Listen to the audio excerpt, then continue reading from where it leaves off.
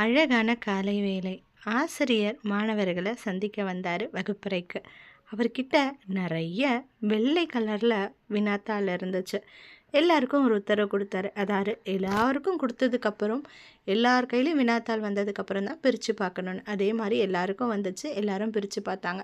பிரித்து பார்த்தவங்களுக்கு ஒன்றுமே புரியல. அதில் என்ன வினா இருக்குது, என்ன விடை எழுதுறதுன்னு. ஏன்னா அந்த வினாத்தாளில் நடுவில் ஒரு சின்ன புள்ளி இருந்துச்சு. இப்போ ஆசிரியர் சொன்னார், உங்களுக்கு என்ன தோணுதோ என்ன தெரியுதோ அதை மட்டும் எழுதுங்க, யாரு கூடயும் பேசாதீங்க, எதையும் கேட்காதீங்க அப்படின்னுட்டு எல்லாரும் எழுத ஆரம்பித்தாங்க. எல்லாருடைய பதிலும் சொல்லி வச்சது போல் ஒன்றா இருந்தது. இது வரைக்கும் அந்த மாதிரி இருந்ததே கிடையாது. ஆசிரியர் கேட்டார் எல்லாரையும் பார்த்து. எல்லாரும் அந்த புள்ளி என்ன நிறம், எவ்வளோ பெருசாக இருந்தது, எங்கே இருந்தது, இதே மாதிரி தான் எழுதியிருந்தாங்க. ஆசிரியருக்கு ஆச்சரியமாக போச்சு. எல்லா தாள்களையும் பார்த்துட்டு கேட்குறாரு, ஏன் ஒருத்தருக்கு கூடவா வேறு எதுவும் தெரியல அப்படின்னு.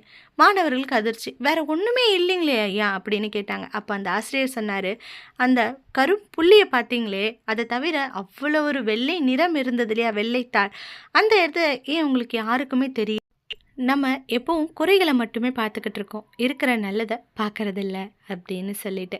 நம்மக்கிட்ட இருக்கிற நல்ல விஷயங்களுக்கு முதல்ல நம்ம நன்றியோடு இருக்கணும். நம்மக்கிட்ட இருக்குது அப்படிங்கிறத புரிஞ்சு சந்தோஷப்பட்டால் கண்டிப்பாக நம்ம தேவைப்படுறதும் நம்ம நினைக்கிறது எல்லாமே நடக்கும், நமக்கு கிடைக்கும் கண்டிப்பாக. அதை விட்டுட்டு இது இல்லையே, இது குறையாக இருக்கே அப்படின்னு சொல்லிட்டு குறைப்பட்டுக்கிட்டே இருந்தால் குறைப்பட்டுக்கிட்டே இருக்க வேண்டியது தான். வாழ்க்கை சந்தோஷமாக இருக்கணும் அப்படின்னா இருக்கிற நிறைகளையும் சந்தோஷங்களையும் எண்ணி எண்ணி நம்ம சந்தோஷப்படணும்.